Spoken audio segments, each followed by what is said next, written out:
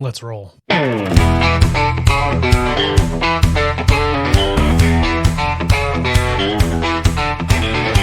Hello and welcome to the Must Read Alaska Show.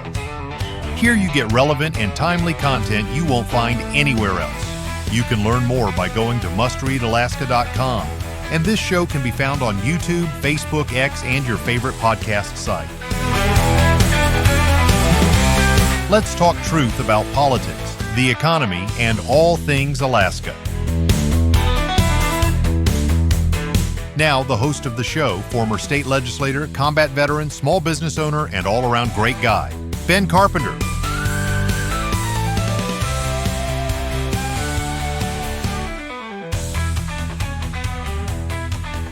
Welcome to the Must Read Alaska Show, friends. I'm Ben Carpenter, your host and guide on this journey of discovery of truth and independent-minded thinking.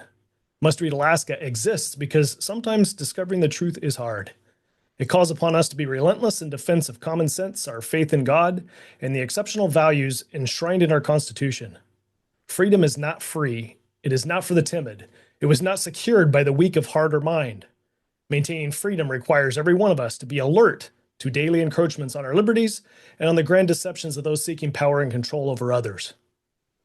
Every generation must pledge their lives, their fortunes, and their sacred honor, and we must never take our freedom for granted. We are not anti-government, we are pro-government, of the people, by the people, and for the people. And today, we have a very special guest with us. I was going to say all the way from Washington, D.C., but he is not in Washington, D.C. right now. He has joined us back in Alaska. Congressman Nick Begich, thank you, sir, for joining us. Good day to you. Thank you, Ben. Great to be on the show, and looking forward to talking about all things government related, at least on the federal side today. Yeah, wonderful. I was thinking before the show started that the last time that it was exciting to be a Republican Congress may have been when Speaker Gingrich was pushing the Contract for America.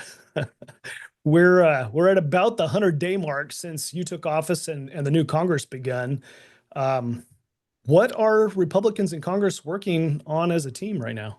Well, I'll tell you, there's so much that's happening in the Congress. If anyone has been turning on the news, checking Twitter or Facebook, I mean, anyone who's connected to the political space recognizes that this is probably the most accelerated political velocity that we've experienced in our lifetimes in the first 100 days of this Congress and the first 100 days coming up on President Trump being in office. Look, we're working on all sorts of things, from securing our nation's most southern border to making sure that we're halting the flow of illegal drugs into our communities, making sure that we're putting Americans first in terms of foreign trade, in terms of spending priorities, and making sure that government is becoming more efficient for the taxpayers. We've seen in this first 100 days a number of things uncovered by the Trump administration and by members of Congress that are truly unsettling for anyone who cares about government efficiency and making sure that we've got a government that's working for the people. A number of programs that have been identified that are wasteful at best, and we're looking at what these programs have been doing, who have they been funding, where have those funds been going, because we've recognized that government has become sort of a slush fund for many on the left, and we're shutting that down. We're making government work for the people, and that's been sort of the theme of the first 100 days, getting government more efficient and making it more effective for the people it's supposed to serve. We've been successful at passing a number of bills. One of the most important bills that we were able to pass through the United States House and actually through the Senate and get to President Trump's desk was the Laken-Riley Act. And Laken-Riley Act was named for a young woman who was attacked and brutally murdered by a person that had come into our country illegally and actually had been released by law enforcement back into her community. And it was named in her honor, but it did a couple of things. One, it made sure that we give our enforcement officers, our law enforcement officers, the ability to retain and deport these folks who are in our nation illegally, who are committing crimes. But more important than that, it gave states the ability to sue the federal government when they choose not to enforce immigration law. And we saw in the previous 4 years, states attempt to sue the federal government and told by courts, you do not have the standing to sue the federal government to implement our own laws. And so we wanted to make sure we corrected that. And we actually had enough Democrat support in this particular case to get that over to President Trump's desk and get that bill signed into law. So we're looking for ways to deliver on the promises that were made in the 2024 campaign cycle, and we're being successful at doing that. Up next, though, is going to be a big test. That's the budget reconciliation package that is working its way through the House and then over to the Senate. In order to kick that process off, you've got to go through what's called a budget resolution. The House successfully passed a budget resolution. It was sent to the Senate. They made some amendments to it. It came back over to the House, where it was passed this last week, which unlocks the ability for us to work on budget reconciliation. And within budget reconciliation, the reason that's such an important opportunity is because it's one of the few mechanisms that we have in the Congress to avoid the Senate filibuster, which requires 60 votes. So as long as we get a majority of votes on budget reconciliation in the House and a majority, simple majority in the Senate, we can move a package of priorities to President Trump's desk that's reflective of America First policy and hopefully unlocks a lot of the opportunities that we have around the country, but particularly in Alaska as it relates to resource development. That's a perfect segue for the first question that I wanted to ask. You're sitting on a resources committee. What do you see as possible for getting into that reconciliation budget bill that will impact Alaska? Oh, well, I'll tell you this. We've been working on this since before I even swore in. So I saw Steve Scalise during new member orientation. They had yet to even call the race at that point. And I spoke to our majority leader, Steve Scalise, and he said, the first thing he said to me was, "We believe you're going to win." I said, "Yes, sir. I'm quite confident we're going to come out ahead on this race." He said, "Don't worry. We've got some great things in there for Alaska. We've got ANWR." And I said, respectfully, there's a whole lot more to Alaska than ANWR. And I'd love to talk to you about how we ensure that the budget reconciliation package is more comprehensive in its approach to Alaskan resource development. So I sat down with his policy team shortly thereafter, went through a full list of Alaskan resource development opportunities and priorities, and have been working with the House Natural Resources Committee since that time to make sure that ANWR is, of course, part of the package, but opportunities in NPRA are a part of the package, that we're looking at mining opportunities in the state, and hopefully some ways to unlock Alaska's timber industry again. Now, one of the things that's so important to understand about budget reconciliation is that each component of the budget reconciliation bill has to either spend money or generate revenue for the federal government. And so those are sort of the base requirements of a budget reconciliation line item. So the nice thing is for Alaska, many of the areas that I just mentioned, or really all the areas that I just mentioned, are revenue opportunities for the federal government, because the federal government has lands in Alaska and they lease those lands. They make those lands available for lease and generate revenue, which is a budgetary offset. And so that's how ANWR was able to become part of the budget reconciliation process in the 2017 Tax Cuts and Jobs Act. So we're using that as a base model to move forward on additional ANWR leasing, but additional opportunities in PRA, in a number of mining areas in the state, and, as I mentioned, timber. And so we're expanding on that. We've got some really great language that should be publicly available in the coming couple of weeks when this moves through the House Natural Resources Committee. But some exciting things for Alaska, and certainly a recognition within the Republican conference in the House that Alaska provides some really unique opportunities for us to reestablish the domestic supply chains that we've heard President Trump identify as a key priority for his administration. Let me ask what is probably a fairly controversial subject. regarding Alaska's resources and the share with the federal government.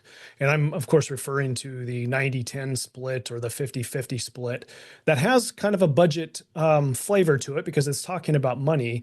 Do you see an appetite in Congress for readdressing that? Because in my estimation, that would have a giant long-term impact on the state of Alaska if we could return to a 90-10 split, which we're promised.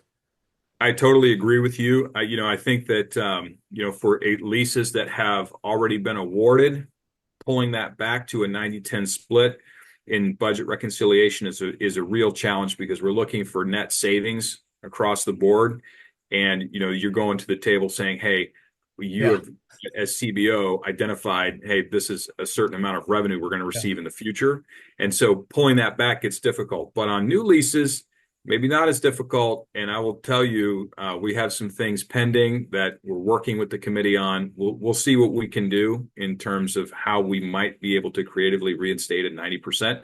We've never achieved it as a state. And it's one of the great missed opportunities for Alaska because Alaska was guaranteed 90% at statehood of all federal revenues coming in from federal lease sales and royalty payments, and that was not honored. And as a result, Alaska, unfortunately, has now moved into the #1 slot for most dependent state in the country in terms of federal dollars. And we really shouldn't be so dependent on the federal government in Alaska, and we wouldn't be as federally dependent if we had been receiving that 90% that you referenced. So it's on my radar screen.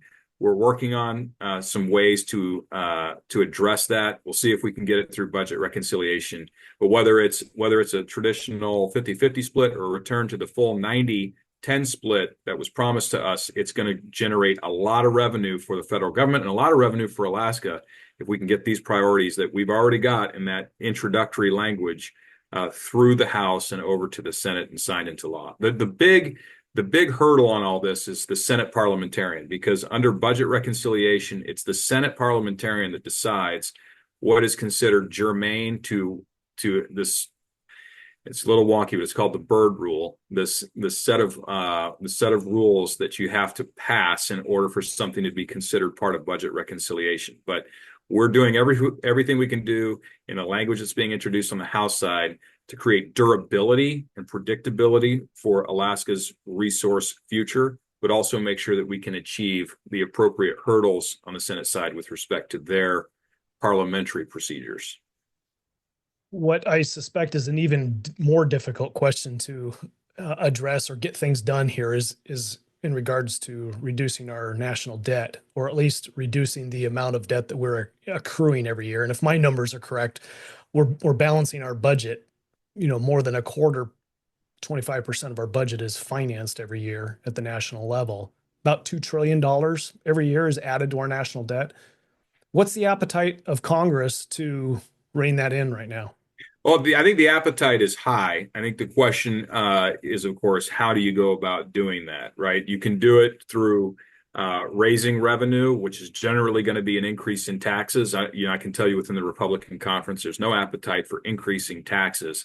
You can do that through reducing government spending. Certainly, there's a significant appetite for reducing waste, fraud, and abuse in the system. And what's really been surprising, and I think shocking for almost everyone, is to see just how much waste, fraud, and abuse has been going on. That's the purpose of the Department of Government Efficiency. I'm part of the DOGE caucus in the Congress. And so the Department of Government Efficiency is actually an executive branch function. The DOGE caucus is there to support the identification of some of these programs that need to be revised or looked at, and then also codifying the reductions in spending as they're identified. So that's likely going to happen through what they call a rescissions package, which is a group of actions recommended by the administration that is sent to Congress to say, hey, here are examples of waste or of fraud or of abuse of the system that we want to see permanently eliminated. And then Congress has the ability to then pass those rescissions into law to permanently pull back the spending waste that has been identified by the executive branch. So we're waiting for that first administration so that we can take action on it. When we receive it, rescissions, I believe, don't require the 60 votes in the Senate. And so we can move on that relatively quickly on a rescissions package. We've also been looking at wasteful regulations that the Biden administration put into place, or barriers that they put into place just as they were leaving. They're called midnight rules. And these midnight rules came through just in the waning days of the administration. We've been pulling those out through what are called CRAs. So CRAs allow Congress, again, one of those few opportunities where it only requires a simple majority in the Senate, to repeal Biden-era regulations. And we have a particular window, so we've been kind of focused on that the last couple of weeks, is identifying these regulations need to be permanently repealed.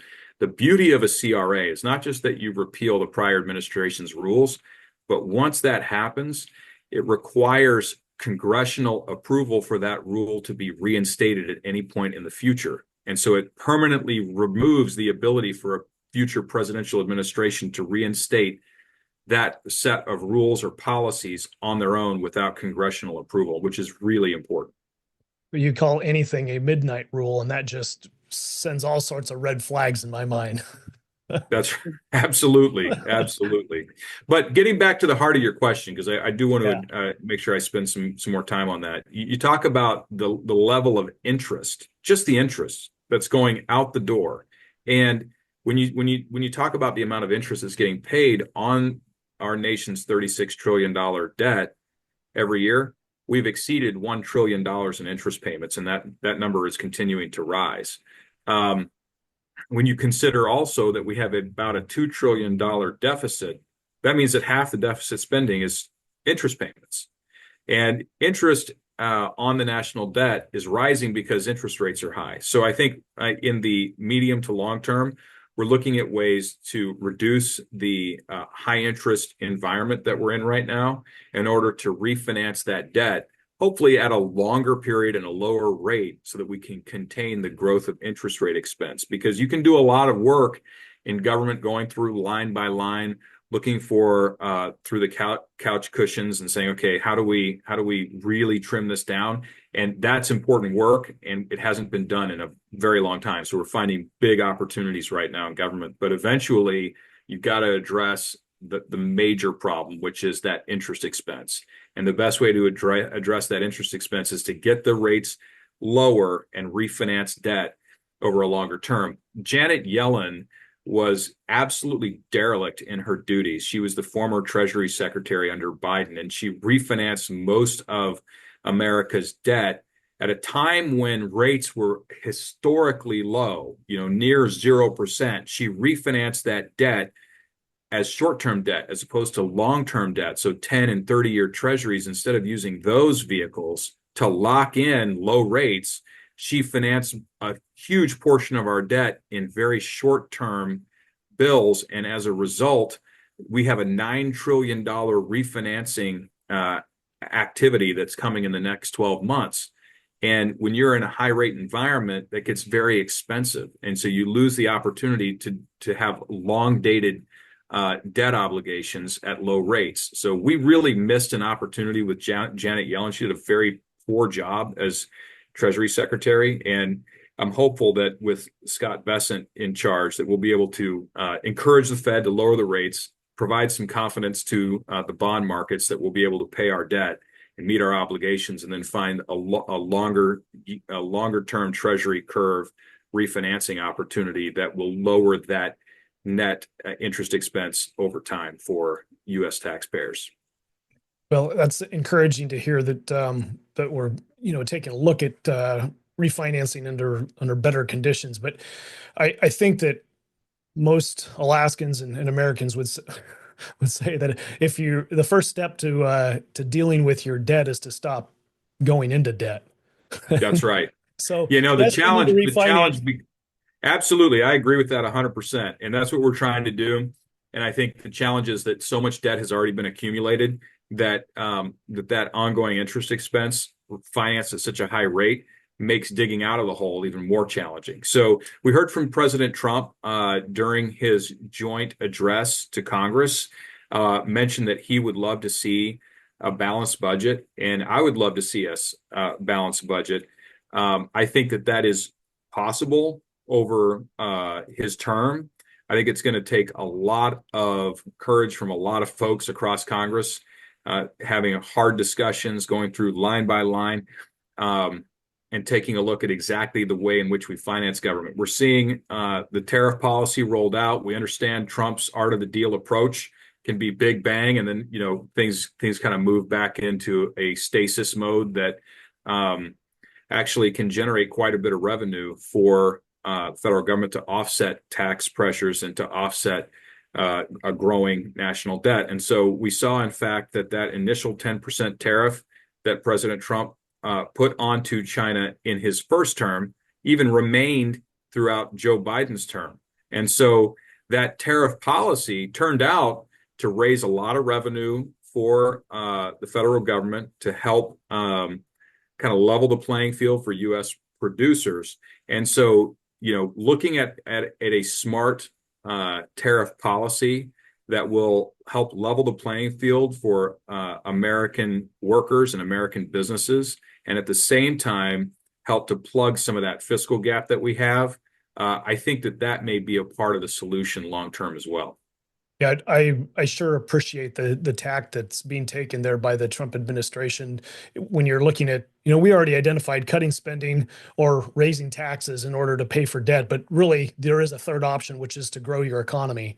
And that is long term the best thing that we could be doing.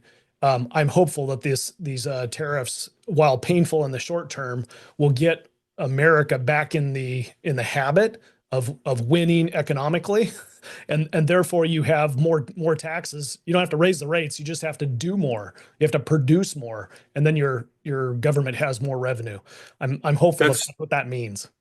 That's absolutely right, and that's absolutely true. And I know that is a core part of not just the administration's approach, but of Congress's approach. And we certainly look at what are the growth assumptions that are baked into the 10-year budgetary horizon that we look at when we're looking at things like budget reconciliation. We're forecasting where we think the debt's going to be at in 5 years, 10 years, 20 years down the road.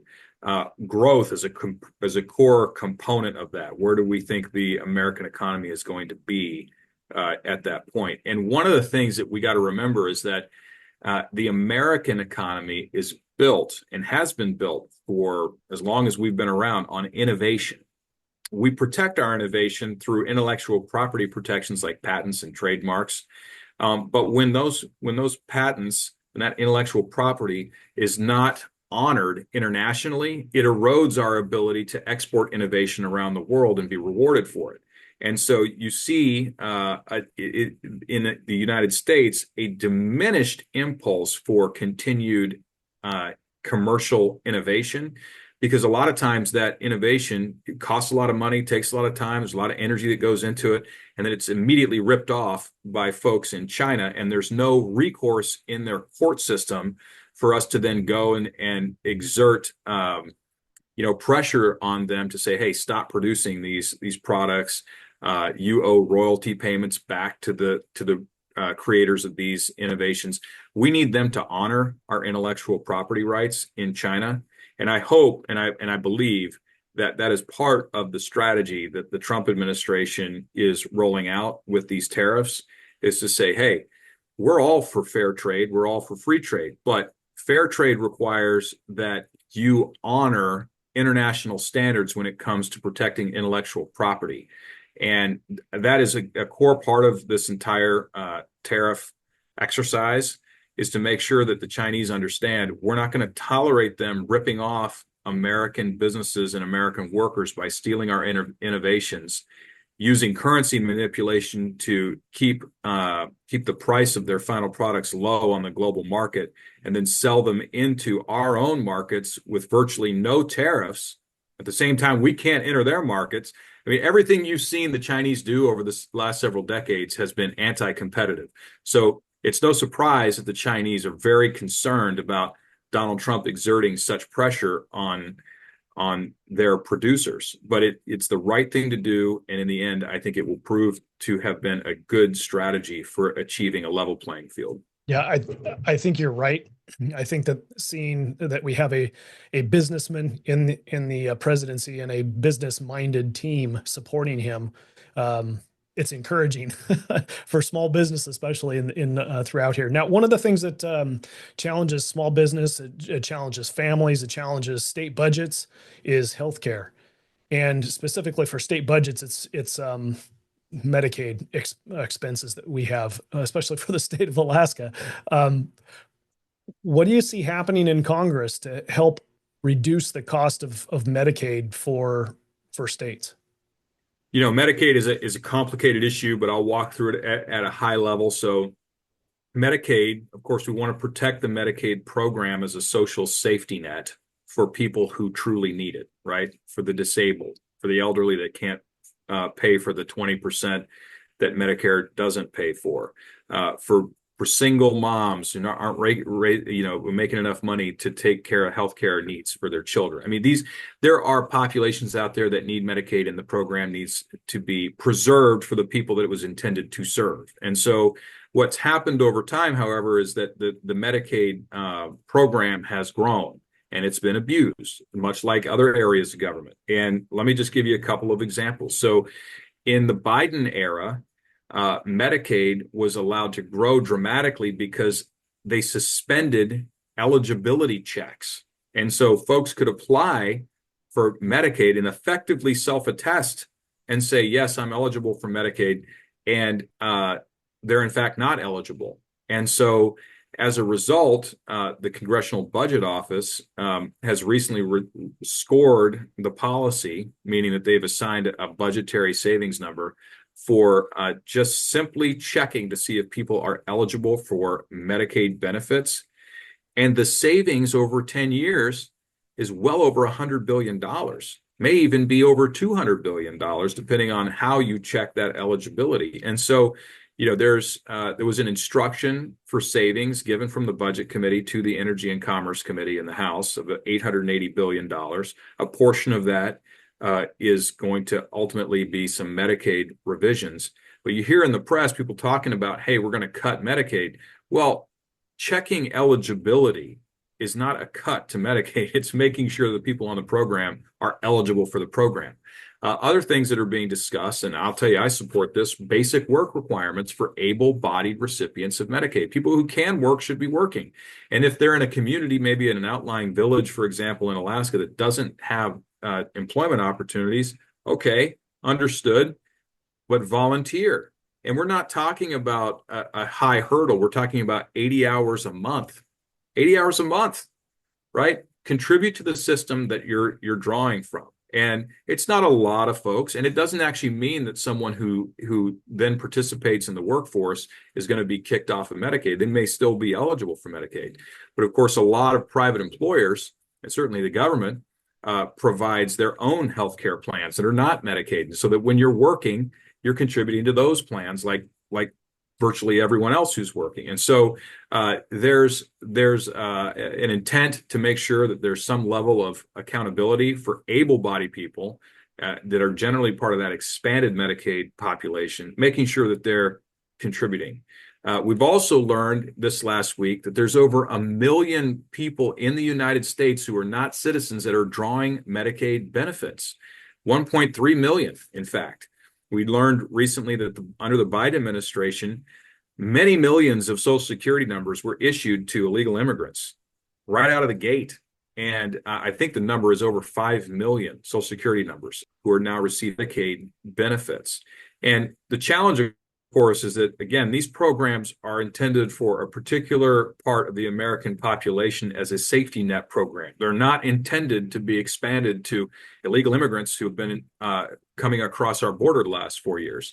And so these are some fundamental, broadly supported line item adjustments to the program that can be made to make sure that the program remains strong for the people that need it the most. Do you see a role for Congress in reducing the cost of healthcare?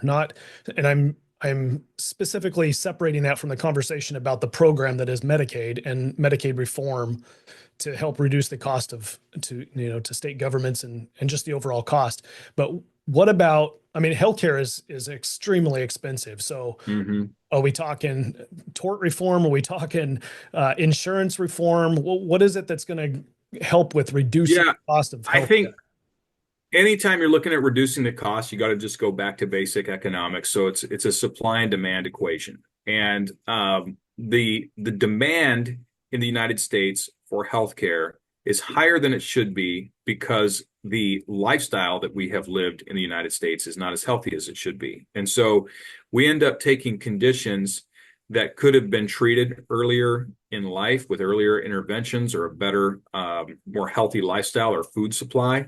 And we have made those conditions chronic, which result in a whole series of domino effects. You know, someone who gets diabetes early in life, type 2 diabetes, largely because of a lifestyle issue, not always, but largely because of lifestyle issues, then starts to incur other complicating factors as a result of those diabetes when you look at an entire aggregated population. And so if one of the things that we're dealing with right now is a failure of our regulators to ensure that we had healthy foods and healthy lifestyles, right?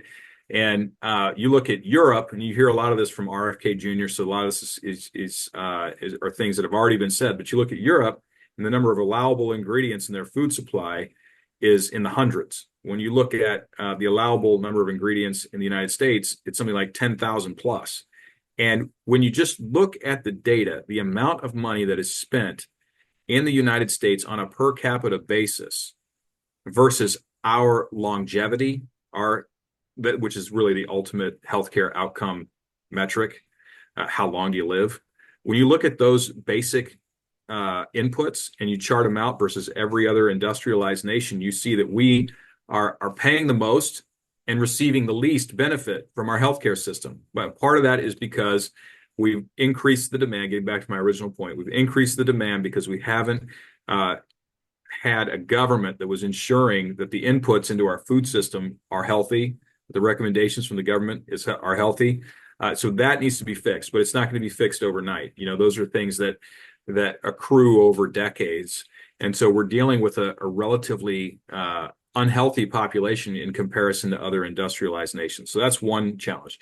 Another challenge that we've got that we can address to address the cost of healthcare itself is the way in which pharma companies, large pharma companies in the United States, advertise their products. So anybody who's turned on the TV, watched a football game, watched the news at night, sees commercial after commercial after commercial of large pharma advertising their products. Now, none of these commercials are directed at people who can then go buy the product. They have to go to a doctor, and the doctor has to agree that this particular pharmaceutical product is appropriate for them, et cetera. That's why they always say, ask your doctor about XYZ. So we're one of just a handful, maybe even 2 countries worldwide that allow direct-to-consumer pharma advertising. Now, you know, the challenge with that is they spend so much money advertising their product that in the end, the consumer who finally the healthcare consumer who finally gets prescribed that product pays for the advertising.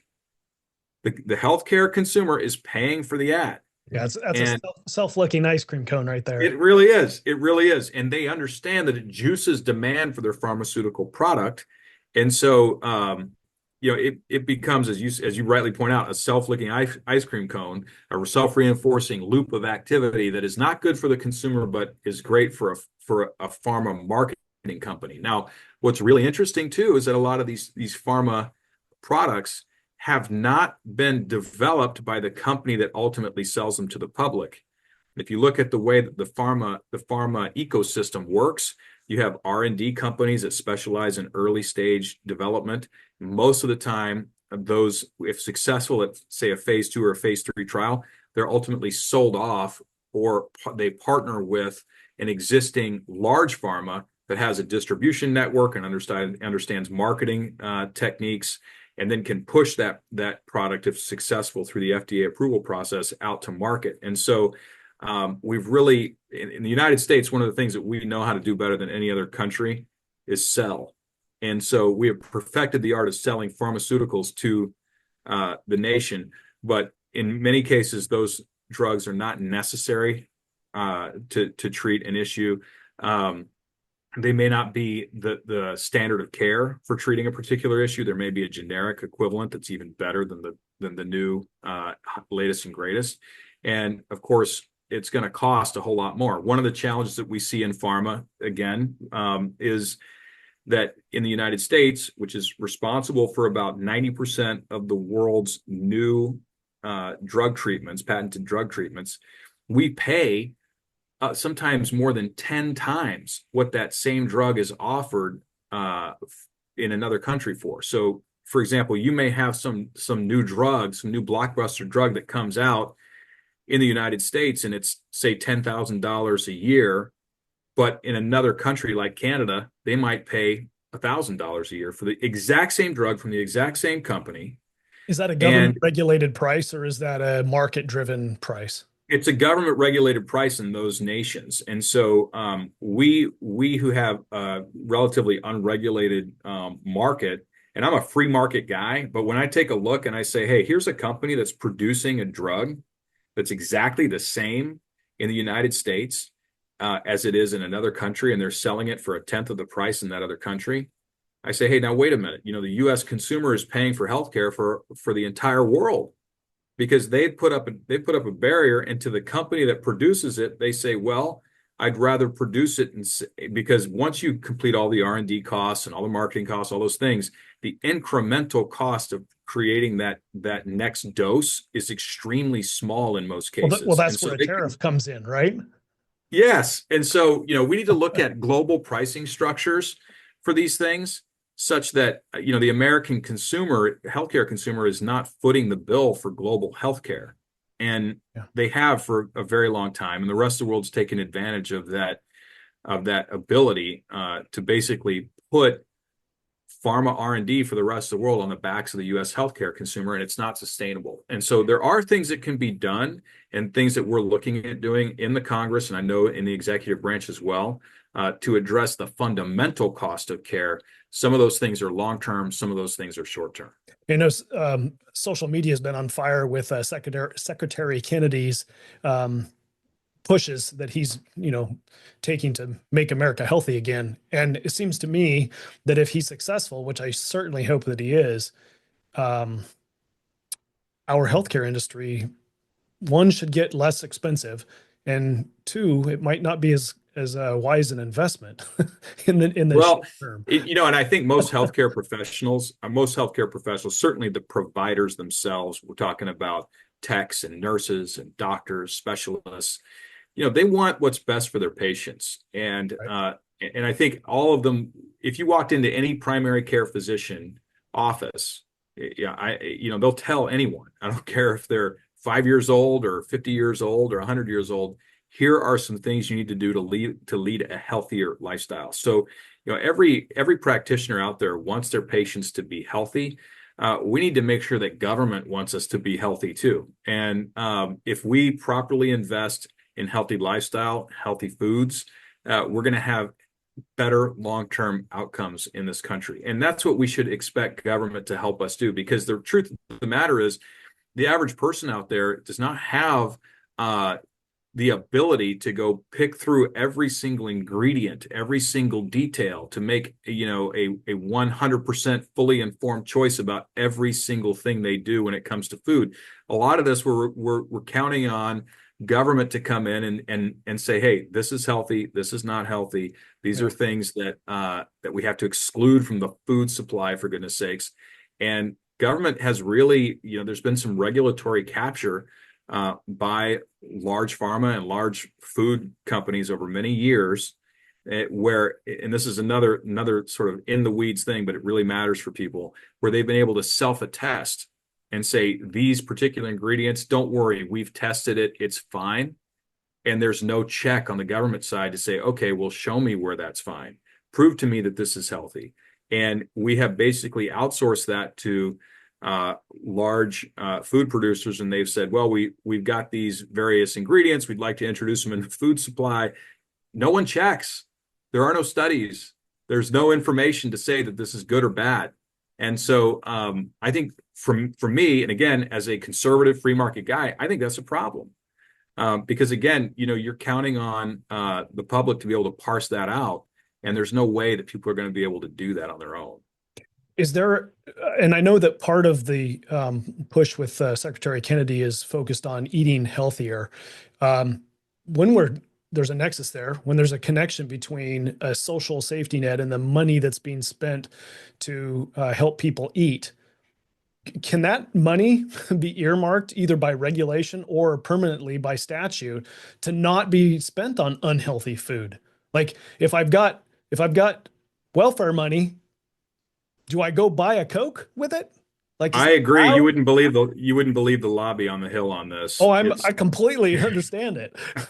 yeah, it's pretty incredible. But you shouldn't be able to walk in and buy a rock star on Snap. That Right, doesn't make exactly. sense, right? You shouldn't buy a Red Bull on Snap. It just doesn't make any sense that's what we would be doing with money that's there to ensure that people have nutritious food to eat as part of our government safety net program with SNAP benefits. And now I'm all for it. I think if you're on those programs, we should provide healthy food, and healthy food is going to be hopefully a part of the solution to making sure that people have the ability to then get off of those programs, right? And so we don't want to make people unhealthy in this country. We don't want to subsidize that either. But you would not believe the number of companies that are very concerned that part of their business is going to be impacted by the health policies coming from the Well, Trump and administration. I think that's the biggest challenge that Congress has with regard to reining in spending are those constituencies, businesses that are tied to federal dollars. And that is a Absolutely. culture shift that we're going to have to make. That's 100% right. That is so true. I can't even tell you across the board. And, this sort of government spending regime has been allowed to sort of emerge over time, such that there's this strange combination between tax dollars and businesses that otherwise should be competing in the private sector, but are fundamentally subsidized by not just taxes, but money that we don't even tax and we borrow in order to Yeah, support them. absolutely. And we have to put government back in its proper constitutional lane and allow the free market to actually operate as it was originally intended. And when we do that, you're going to have less tax burden, lower inflation over a long period of time, and an ability to finally get that debt that we were talking about at the beginning of this podcast under control, because interest rates will be lower. We're nearing the end of our time together today, and I sure appreciate you coming on board and having a conversation. I wanted to ask one last question, and it was something that you brought up, and I wanted to dive in just a little bit. At the very beginning, you said that there is money that has been identified that might have been going into the political sphere, the campaign sphere. Can you elaborate on that? I mean, do we kind of know how much of the electioneering that's happening, or the money that's being spent in elections, is actually being financed by federal dollars in some form or fashion, whether it's a grant or whatever, this circuitous path that it takes that ends up getting spent for election purposes? Do we have an idea of how much has, where that's coming from and how much it's been?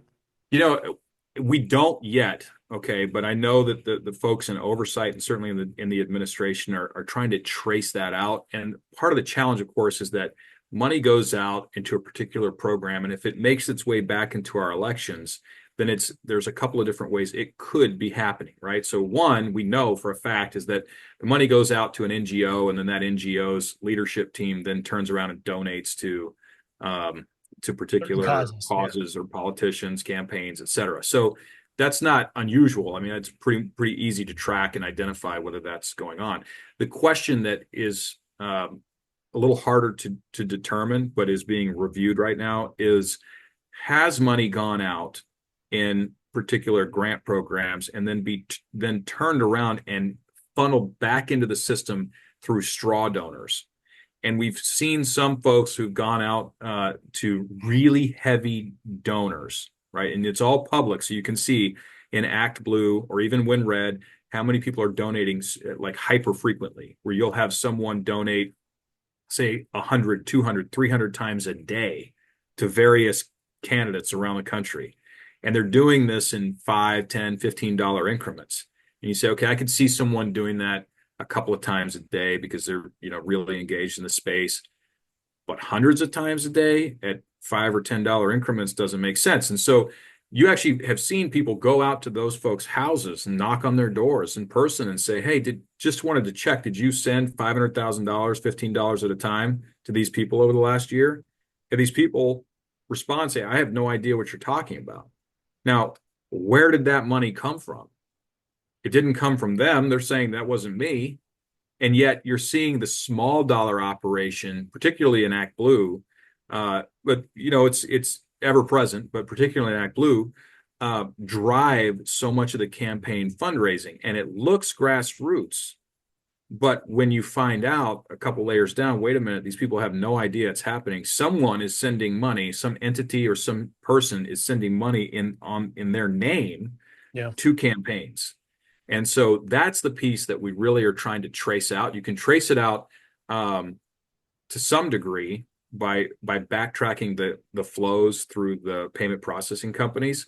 But for a while, we're told that Act Blue was actually allowing gift card donations, which then makes trying to trace some of this out more difficult because it's sort of dead ends at one particular spot. But I know that the oversight committee in the House is looking at it. I know there's members in the Trump administration that are investigating this because, look, we need to make sure that the money that's coming in to finance campaigns is coming in legally and it's coming in from Americans. It's illegal for foreigners to donate to American federal campaigns by law. And if this is identified as having actually occurred and we can identify the people that did it, they need to be prosecuted to the fullest extent. We impeached a president, I didn't, but the Congress impeached a President Trump, over alleged interference through Russia and claimed all these things about Russia that were provably false and proven false. And if we are seeing foreign interference or interference like this through straw donors, those people truly need to be prosecuted and made an example of, because that cannot continue. It's distorting electoral outcomes and misrepresenting the will of the people. Well, I certainly believe that most Americans are going to agree upon the foreign influence within our election system. I think it might get a little bit more tentative in when you start having a discussion about certain organizations domestically who are tied to federal dollars influencing, right? Because then you've got freedom of speech issues, and I get to spend my money how I want. But if ultimately the federal dollars are the ones that are being spent through these organizations to influence local elections, even state or federal elections, then what you basically have is this bureaucracy, the unelected bureaucracy that's able to influence the outcome of elections to support and further the unelected bureaucracy and the continuation of the problem, which is that when that happens, you're done as a nation. You're done. I mean, when you saw, for example, Stacey Abrams set up this group, Stacey Abrams, a Democrat activist who ran for governor, lost her governor's race in Georgia, actually claimed election fraud in her own race, and then later, acted like that had never happened. But setting that aside, she set up a nonprofit with some partners apparently that had only done a very de minimis level of activity in the previous year, was awarded over $1 billion, I think maybe $2 billion, for some eco objective that they had identified.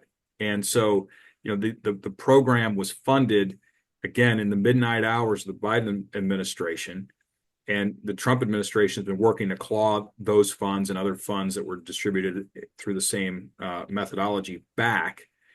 But it was purely a political favor, just political favors paid out to these people. And of course, you got to believe that a lot of that money will ultimately, if not clawed back, it's going to make its way back into our election system. So, there's the two categories we talked about, where somebody who works for an NGO and their management team may donate to a candidate after they've gotten funding.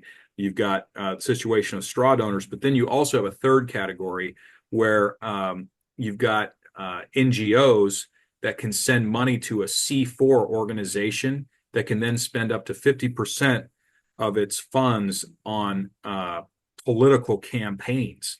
And that is completely dark money. There is no way to trace that out unless the IRS were to open the books. And so under the law, it's permitted to spend money as a C4 that way. And there's no way for us to know, when you see the ads that aren't coming directly from the campaigns, they're coming from some third party. How are those financed? Where did that money come from? We suspect that a lot of that money has come from the NGO space back into the political space in a way that prevents the public from ever being able to audit where the flows of that cash came from. But when you see as much money coming, what's that? I said, perhaps maybe the next election, if we see a decline in the amount of money that's being spent, which would be an anomaly, or it would be strange to see that, perhaps that's the answer that we're, of the question is where was the money going? It's not going here. Could be. That's right. Well, thank you so much for joining us today. It's been enlightening, and it's great to see your face. I hope you're having fun there in Congress. I know it could probably be a battle of wills most days, but we sure appreciate you doing it for us and the work that you're doing there in Congress. I appreciate it from a personal level, and having served in the state legislature, I know that it can be a challenge and taxing on your mental state, your family, everything. So I sure appreciate the sacrifices that you make to do it. And thanks for joining us today. Thanks, Ben. It's an honor to do the job. And, we're fighting every single day to make sure that Alaska has the opportunity to thrive. That's the goal. We want to open up industry in the state. We want to make sure there's long-term jobs for people in the state, that we can build our lives here with confidence, that young people, when they graduate high school, are looking forward to a job in Alaska, building their families in Alaska. And part of that, of course, is making sure you've got a strong economy. And part of having a strong economy is having predictability around the resources that we have the ability to develop in Alaska. So that's the goal. I'm working hard to do it. I've been fortunate to have gotten some bills passed already that have some national implications, but also some state level implications. I'm encouraged about what we're going to see in budget reconciliation. And I'm hopeful that we're going to have a future for Alaska that's even stronger than our past. Thank you, Congressman Begich, for being with us today. If you're listening to this show and you want to help support the show and help us keep the lights on, then please go to mustreadalaska.com, click on the donate link, and your support will be greatly appreciated. Well, this is the end of the show. Thank you, Congressman Begich, for being with us. Until next time, stay frosty out there.